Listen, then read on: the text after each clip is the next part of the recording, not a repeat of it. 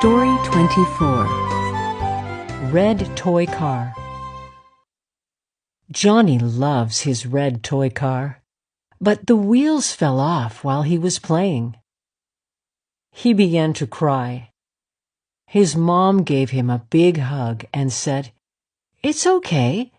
It's not broken. Look."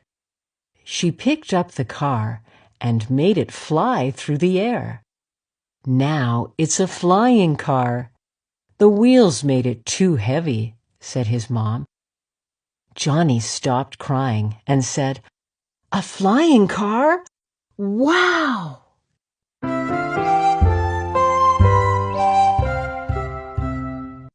Now you have a flying car.